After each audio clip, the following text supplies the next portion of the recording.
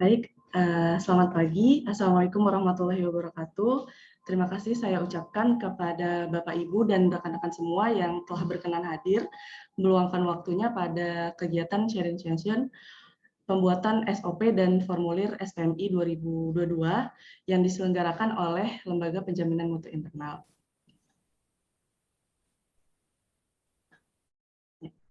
Sebelumnya, perkenalkan, saya Rahmawati Nurlaila sebagai staf LPMI yang akan memandu acara pada hari ini. Kemudian ada Bapak Suhendi selaku Ketua LPMI dan Muhammad Ahdiat Fatah selaku intern LPMI.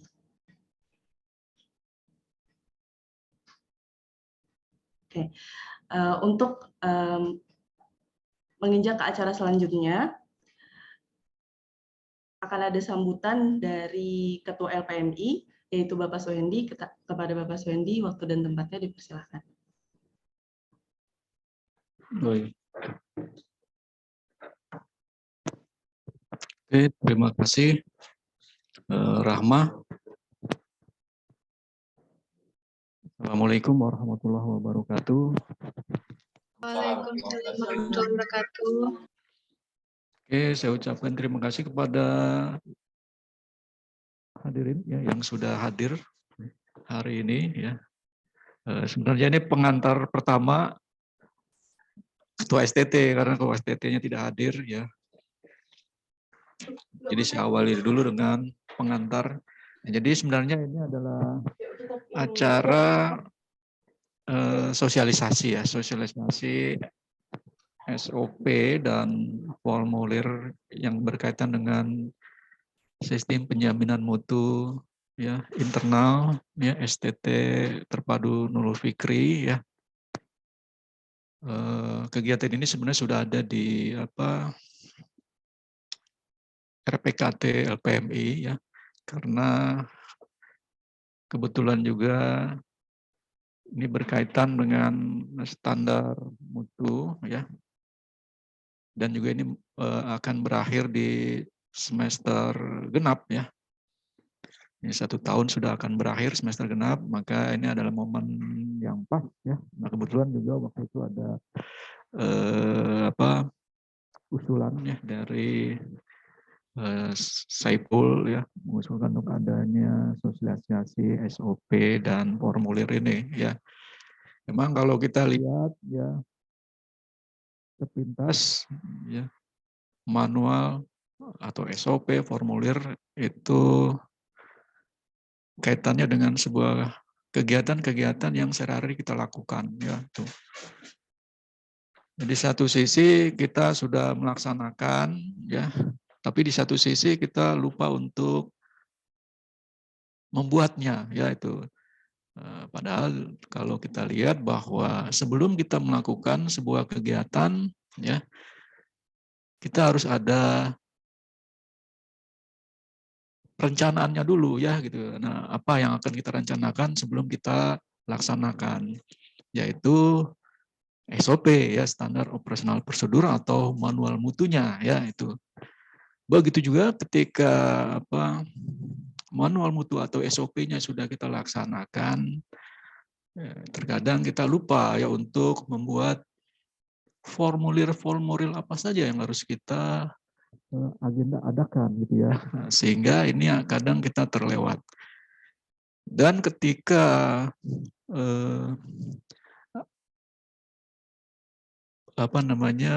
prodi atau institusi mengajukan reakreditasi kembali ya, kita lupa ya bahwa apa yang kita sudah lakukan ternyata SOP-nya belum kita buat. Nah, dengan agenda ini kita sama-sama ya untuk saling mengingatkan gitu ya. Nah, ini saling mengingatkan bahwa manual mutu atau SOP atau formulir ini sangat penting ya. Keberadaannya ya ketika nanti kita akan mengajukan reakreditasi kembali ya. Jadi LPMI mengadakan ini agar kita tidak terlalu jauh ya sampai kita sudah melaksanakan akhirnya kita lupa ya itu. Sebenarnya inti ya atau yang paling baik itu adalah budaya mutu kita itu bukan karena akreditasi gitu ya, bukan karena ada akreditasi ya, tapi yang paling penting adalah kita sudah terbiasa ya, gitu. Kita sudah terbiasa melakukan sebuah kegiatan-kegiatan yang baik yang berkaitan dengan akademik maupun non akademik, sehingga ketika kita melakukan itu sudah budaya mutu. Sebelum kita melakukan kita sudah punya SOP. Setelah kita melakukan sebelumnya kita sudah punya form-form atau formulir-formulir apa saja yang harus kita siapkan ya itu. Nah, itu saja dari saya ya, mudah-mudahan sosialisasi manual mutu atau SOP ini bisa dan juga formulir ini bisa berjalan dengan baik ya. Dan jika ada pertanyaan silakan nanti disampaikan. Nanti tim kami akan membantu untuk memberikan jawaban-jawaban yang memang berkenan ya. Oke, itu dari saya. Terima kasih. Assalamualaikum warahmatullahi wabarakatuh. Ya, Waalaikumsalam warahmatullahi wabarakatuh. Terima kasih kepada Bapak Suhendi yang telah menyampaikan sambutannya. Baik, Bapak Ibu dan rekan-rekan sekalian, boleh tolong di next. Nah, bisa disimpulkan bahwa kenapa titik balik kenapa kita akhirnya mengadakan sharing session ini, karena seperti yang kita tahu bahwa sebagaimana disebutkan dalam peraturan pemerintah RI Permendikbud nomor 3 tahun 2020, bahwa setiap perguruan tinggi itu harus mengimplementasikan sistem penjaminan mutu di lingkungan perguruan tingginya, gitu. Nah, sistem penjaminan mutu internal di STTNF sendiri merupakan bagian dari manajemen STT Terpadu Nurul Fikri yang tidak terpisahkan dengan tanggung jawab ketua sekolah tinggi, ketua program studi, kepala bagian atau satker, dan program studi sebagai pengelola manajemen. Nah, dalam SPMI ini ada 4 buku gitu yang akan kami sosialisasikan pada hari ini. Mungkin secara singkat ada buku kebijakan sistem penjaminan mutu internal yang nanti Bapak Ibu dan teman-teman sekalian bisa download, bisa unggah pada website LPMI. Kemudian untuk tujuan kebijakan SPMI STTNF sendiri ini tujuannya untuk apa? Pertama, sebagai sarana untuk mengkomunikasikan kepada seluruh pemangku kepentingan terkait SPMI yang berlaku di lingkungan STTNF. Kemudian yang kedua, sebagai landasan dan arah dalam menetapkan semua standar dan manual SPMI perguruan tinggi serta meningkatkan mutu SPMI STT Terpadu Nurul Fikri melalui manajemen PPEPP gitu namanya. Ada penetapan, pelaksanaan, evaluasi, pengendalian, dan peningkatan standar SPMI. Dan yang terakhir, buku kebijakan SPMI ini fungsinya untuk apa? Sebagai bukti otentik bahwa STTNF itu telah memiliki dan mengimplementasikan SPMI sebagaimana diwajibkan dalam peraturan perundangan. Gitu. Nah, nanti mungkin untuk lebih detailnya, Bapak, Ibu, dan rekan-rekan sekalian bisa melihat sendiri, bisa mereview sendiri, dan menjadikan kebijakan SPMI ini untuk menentukan langkah Bapak Ibu khususnya dalam pembuatan SOP, formulir, dan dokumen-dokumen SPMI yang lainnya. Gitu. Karena di sini tertera bagaimana model manajemen SPMI STTNF, kemudian bagaimana ruang lingkup kebijakan STTNF, pihak-pihak yang wajib melaksanakan kebijakan SPMI, juga terdapat jumlah dan nama standar STTNF itu. Nah, karena 2022 ini ada kebijakan kampus merdeka, jadi SPMI STT Terpadu Nurul Fikri ini semuanya sinkron dengan kebijakan MBKM. Itu yang dimana STTNF ini punya 24 standar nasional dikti yang terdiri dari 6 standar tambahan dan 1 standar MBKM gitu. Jadi sekarang total standar SPMI di STTNF itu ada 31 standar. Gitu. Sisanya bisa Bapak Ibu lihat informasi dokumen SPMI lain, misalnya ada manual mutu SPMI fungsinya untuk apa, standar mutu SPMI fungsinya untuk apa, formulir mutu dan sebagainya. Gitu. Boleh di next.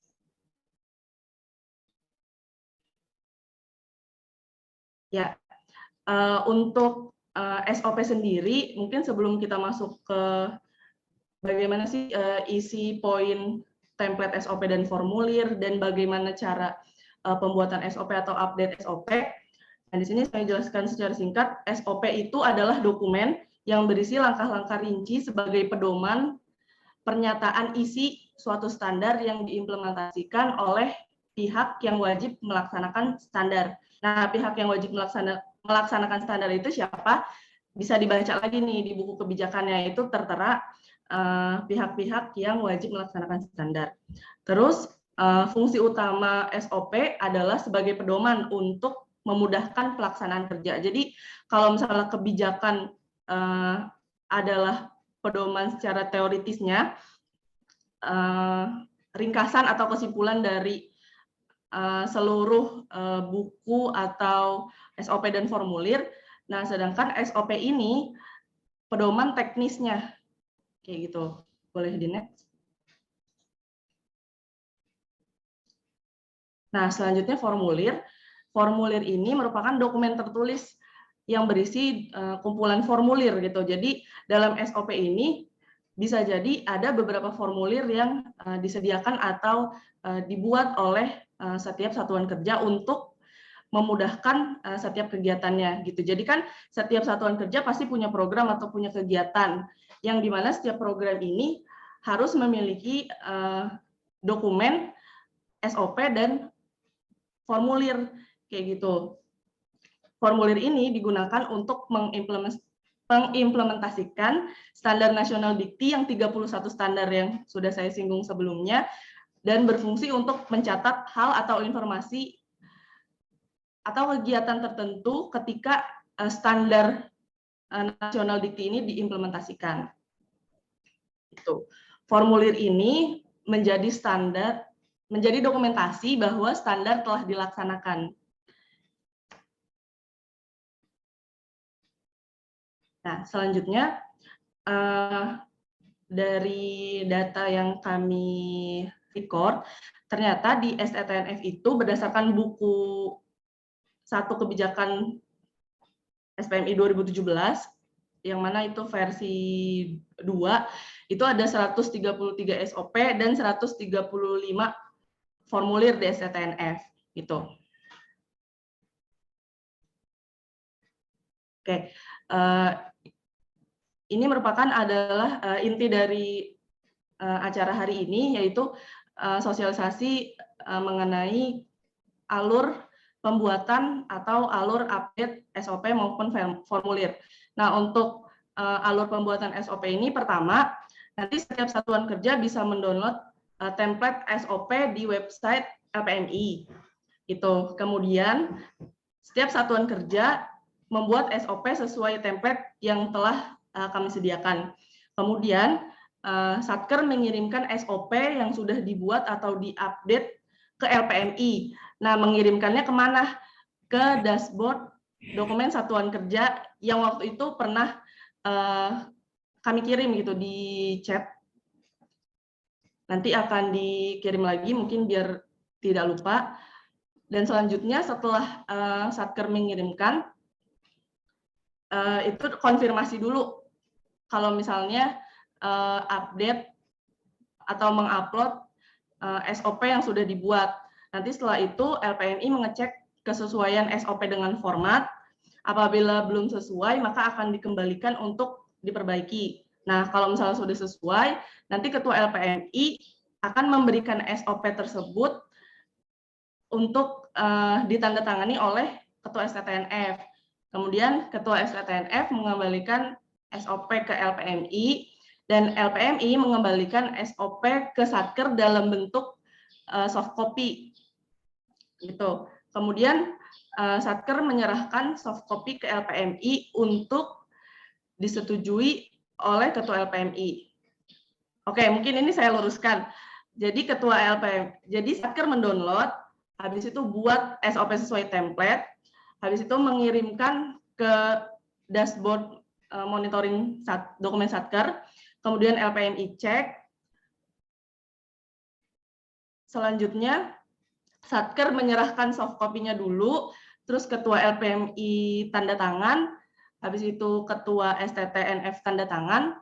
Setelah itu Ketua LPMI memberikan, selanjutnya LPMI mengembalikan SOP ke Satker dalam bentuk soft copy. Gitu. Dan terakhir LPMI menambahkan SOP ke buku SOP dan ke database SOP, lalu di upload ke website LPMI. Boleh. Nah, kalau tadi ada alur pembuatan SOP, sekarang ada alur update SOP.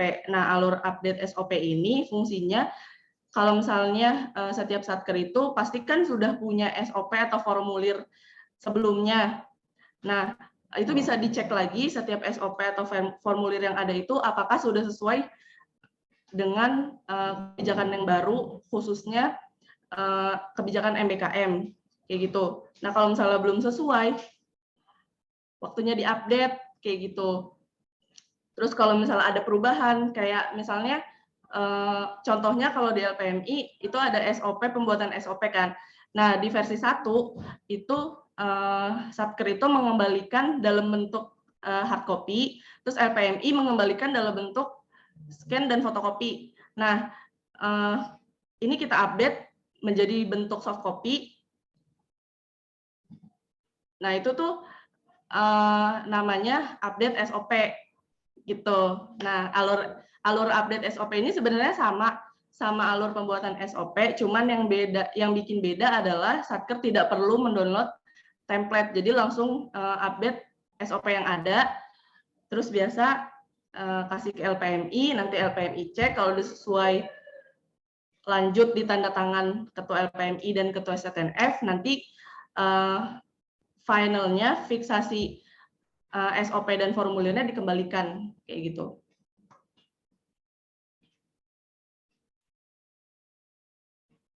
Nah, kalau misalnya mau tahu di mana template SOP, terus template formulir, terus kemudian gimana sih SOP, pembuatan SOP, dan mau baca ulang tentang buku 1 kebijakan SPMI MBKM 2022 gitu sebagai acuan.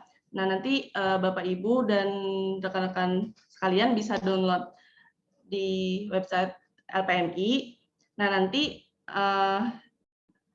perlu diketahui kalau mau download dokumen SPMI di website LPMI ini diperlukan login jika ingin mendownload dokumen gitu. Nah, nanti akunnya akan menyusul kami distribusikan setelah acara ini selesai. Gitu. Nah, kalau misalnya Bapak Ibu atau rekan-rekan sekalian mau tahu dokumen apa sih yang harus diupdate, dokumen apa yang harus dilengkapi, dokumen apa yang harus dibuat, gitu. LPMI sudah menyediakan dashboard dokumen Satker yang nanti Bapak Ibu dan teman-teman bisa lihat di sini dokumen-dokumen yang harus dilengkapi, diupdate atau dibuat, dan disediakan juga kantong pengumpulan atau link pengumpulan dokumennya untuk di-upload ke web LPMI ataupun diarsip untuk menjadi bahan dokumentasi kita bersama. Nah, selanjutnya mungkin langsung sesi tanya jawab. Jadi silakan untuk Bapak Ibu dan teman-teman semua kalau misalnya ada yang ingin ditanyakan boleh langsung menyalakan mic.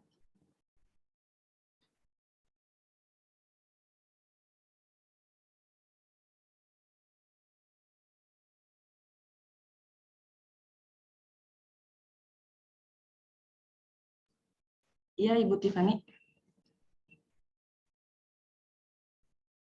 Iya, Rahma, terima kasih atas penyampaiannya juga Pak Suhendi. Terus suara saya terdengar, Rahma? Terdengar, Ibu. Oke, jadi pertanyaannya adalah, kan kita sudah diberikan SOP formatnya seperti apa, kemudian formulir-formulir formatnya seperti apa.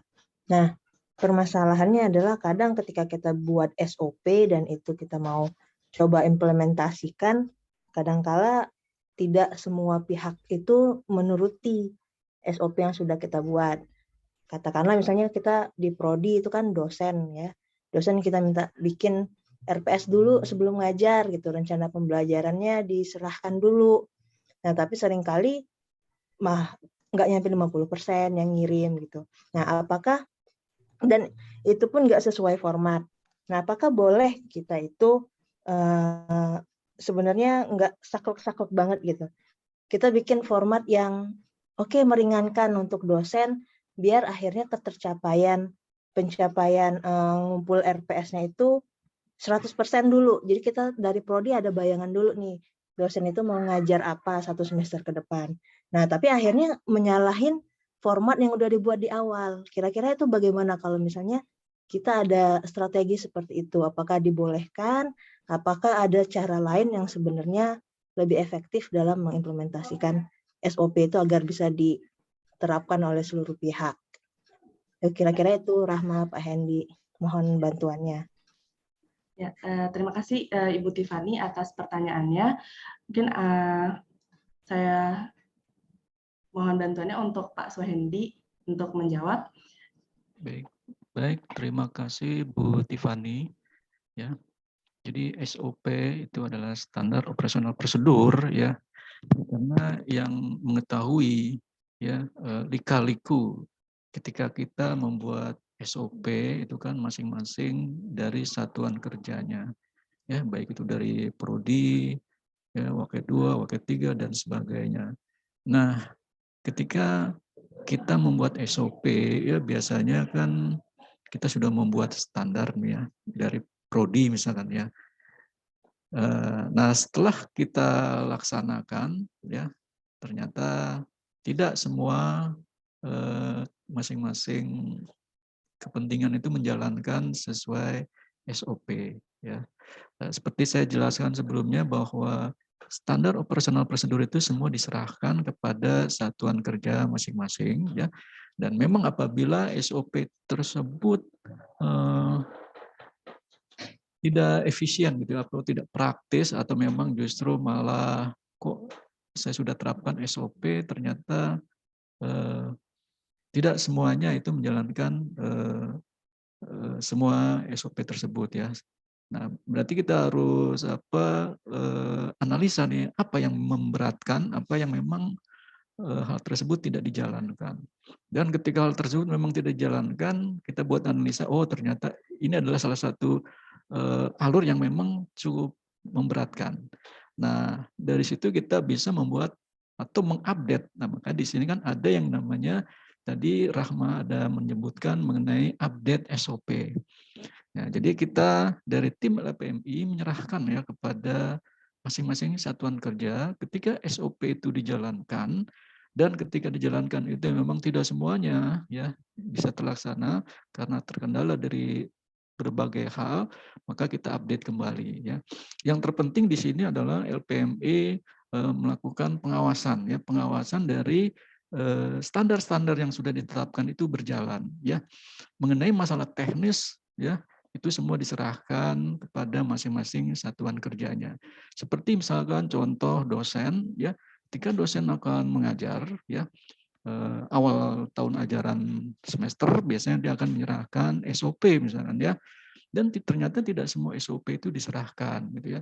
Nah, berarti kan yang terpenting di sini kan poin pentingnya bahwa standar mutu dari prodi sudah dilaksanakan, yaitu pertama dosen telah mengajar 14 kali pertemuan. Nah, masalah SOP misalkan pengumpulan RPS itu tidak sesuai dengan prodi harapkan, nah berarti ada update lagi, mungkin disederhanakan ya agar tidak mempersulit atau diringkas kembali gitu ya, agar tujuan-tujuan SOP atau tujuan-tujuan prodi itu bisa terlaksana ya itu. Jadi intinya adalah SOP silakan, apabila memang ada SOP pertama tidak terlaksana berarti kita harus rubah kembali SOP-nya ya. Kita ringkas kembali agar yang terpenting adalah standar mutu kita bisa berjalan. Itu dari saya. Terima kasih. Oke, baik Pak Hendi, saya tangkap. Jadi memungkinkan untuk diubah, dan itu juga ada strategi yang harusnya diterapkan di prodi. Jadi saya kepikiran mungkin karena format RPS itu kan sudah standar dari Dikti kan Pak ya. Akreditasi pun nanti kalau misalnya dicek RPS-nya apakah sesuai standar atau tidak. Sementara kita saat mengumpulkan dosen susah untuk menyesuaikan dengan standar. Nah, mungkin ada plan B-nya adalah kita tetap minta RPS dari dosen tapi formatnya disederhanakan, tapi nanti ada di belakang ada staf prodi mungkin yang menyamakan sesuai format. Mungkin bisa seperti itu ya Pak Hendi ya, kebayangnya. Jadi mutunya tetap jalan, standar dari Dikti pun tetap bisa diimplementasikan. Oke, baik, terima kasih penjelasannya Pak Hendi. Ya, terima kasih Bu.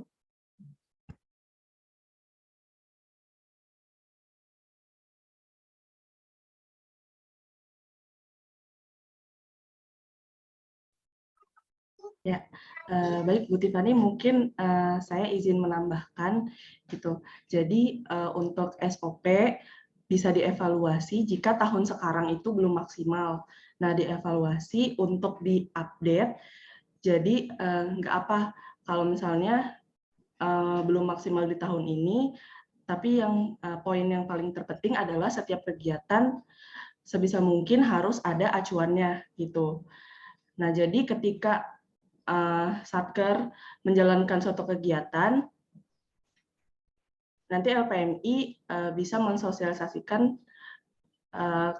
atau Satker bisa mensosialisasikan kebijakan tersebut berdasarkan acuan. Jadi secara perlahan kegiatan yang dijalankan itu bisa mencapai tujuan dari standar Dikti gitu. Terima kasih Mbak Ana atas bantuan. Ya, oke. Semoga menjawab ya Bu. Ya, terima kasih Rahma. Ada bantuan Ana juga. Oke. Banyak yang support. Oke, mungkin ada lagi dari Bapak Ibu atau rekan-rekan semua.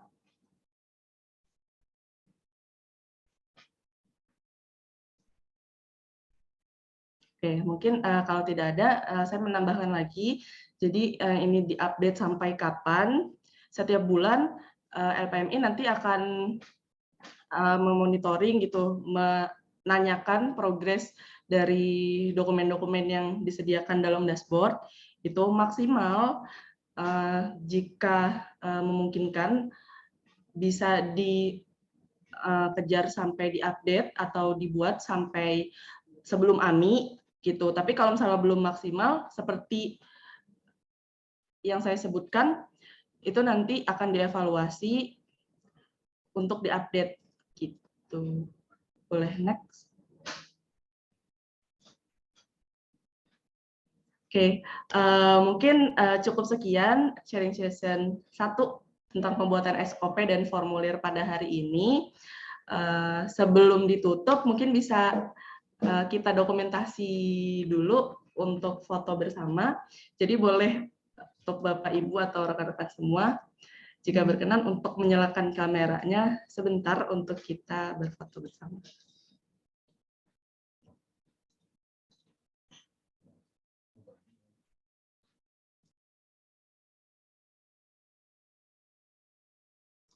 Ya, nanti aba-aba bisa dibantu oleh Adi untuk menghitung dan mendokumentasikan. Ya.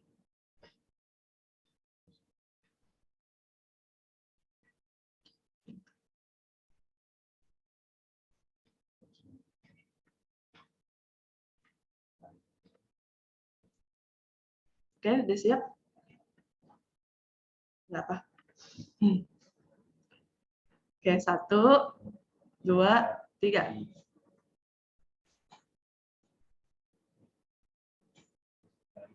Nah, Sekali lagi katanya. 1, 2, 3. Oke, terima kasih untuk Bapak Ibu dan teman-teman sekalian yang sudah meluangkan waktunya pada hari ini. Semoga dapat dipahami baik-baik dan segera diupdate SOP dan formulirnya setiap bulan. Jangan lupa, jangan lupa dari LPMI cukup sekian. Mohon maaf jika ada kekurangan atau kesalahan. Kurang lebihnya mohon maaf. Wassalamualaikum warahmatullahi wabarakatuh. Waalaikumsalam warahmatullahi wabarakatuh. Terima kasih Mbak Rahma dan Mas Suhenti, tim LPMI.